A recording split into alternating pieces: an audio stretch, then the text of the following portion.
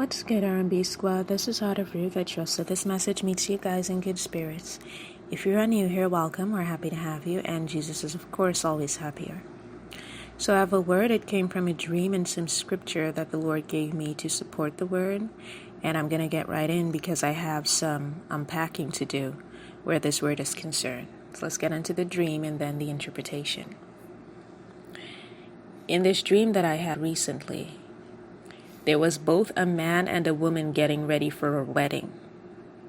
Now, it was not said whether or not they were getting married to each other or if this was just like two separate people who were getting ready for weddings. It could go either way, all right? Now, while they were getting ready, I noticed that they had what looked to be family members and close friends around them. Now, one of the women who was there, it appeared as though she was a relative of the female who was getting ready for the wedding, okay? And this female relative of this female who was getting ready for the wedding, she was over there acting as though she was making a meal, prepping a meal for the female to take with her. But when I looked at her, and she turned around to face me, I saw on her person these two words. I saw the words divide and destroy. Okay? And that was the end of the dream. So this is the interpretation of that dream. For someone, the Lord told you that you are in your marriage season. Okay? The Lord has already alerted you to the fact that very soon you're going to be married. Now, how you're going to know that this is for you? All of a sudden, there is some drama that is taking place with your family, your immediate family, or it could be taking place even in your extended family, or it may be taking place in your circle of friends. Wherever the drama is, what you'll notice is that these people are attempting to pull you into the drama. Okay? So somehow you're getting sucked into it, even though you do not want to be in it. And while you want to pull yourself away from it, because you can see that this is a distraction, it's not like you can't see it. The Lord has already quickened your spirit, and you can see that this is a distraction from what the Lord said is coming for you. You love these people. You love them, and so you don't want to separate yourself from them entirely at this time when they may be going through something, or it may appear as if they're going through something. Some of these people are very manipulative, okay?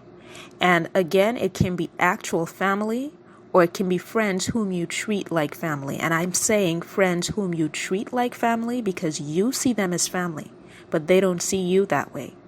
They want to cut your throat. They will bust your throat wide open if they think they can get away with it. I'm just going to keep it all the way 100, all right? Now, the Lord is saying that these people's intentions are to divide and separate. They want to separate you and the person that you're supposed to get married to. They want to see this union come to an end before it even has a proper beginning. All right? And for some of you whom this word is for, it's an actual wedding. The Lord has told you in your wedding season, and these people are a hindrance. And the distraction that has recently come up, the drama that has recently come up, is also a hindrance. This is the enemy's way of going through the people closest to you to hinder you from your blessing, to hinder you from receiving your blessing. Now, for some of you, it's not a literal wedding, but it's a big breakthrough. Some of you have been waiting for a job offer to come in. Some of you have been waiting to make what is going to be a life-changing move. You're on the verge of breakthrough and you can feel it. And right when you're on the verge of breakthrough, this is when this drama disrupts. That is not an accident. These people are intentionally allowing themselves to be used by the enemy. Intentionally allowing themselves to be used by the enemy to create a distraction and to block your blessings. All right? And the Lord led me to Psalm 55 verses 9 to 16. I'm going to read it, and I want you guys to understand for whom this is for, the seriousness of this situation. And you need to read the whole Psalm so that you can get it. All right? Destroy, O Lord, and divide their tongues, for I have seen violence and strife in the city. Day and night they go about it upon the walls thereof. Mischief also and sorrow are in the midst of it. Wickedness is in the midst thereof. Deceit and guile depart not from her streets. Now listen to this part from verse 12. This is very important. For it was not an enemy that reproached me. Then I could have borne it. Neither was it he that hated me that did magnify himself against me. Then I would have hid myself from him. So in other words, I would have seen him coming if I knew he hated me. But it was thou, a man, mine equal, my guide, and mine acquaintance. We took sweet counsel together and walked unto the house of God in company. Some of these people in your family or your friend circle are Christians. They're Christians, okay? Let death seize upon them, and let them go down quick into hell, for wickedness is in their dwellings and among them. So God is not playing with these people. He is seeing the intentions of their hearts, and he is not playing with them. As for me, I will call upon God, and the Lord shall save me. Again, that is Psalm 55, verses 9 to 16. And in your own time, on your own time, you can read that psalm in its entirety. All right? The Lord is saying that these people are not playing with you. They really don't want to see anything good happen to you, and he is not playing with them. He is not playing with them. He knows they have evil intentions. And for many of you, this is going to be hard to swallow, because when it comes to family or friends that we consider family, it's real hard to cut these people off. It's real hard to even begin to wrap your mind around the idea that these people could mean you harm when you don't mean them any harm. But if the Lord has been showing you something, you need to listen and pay heed to what the Lord has been showing you. These people are up to no good. And they are blessing blockers, and they know that they are.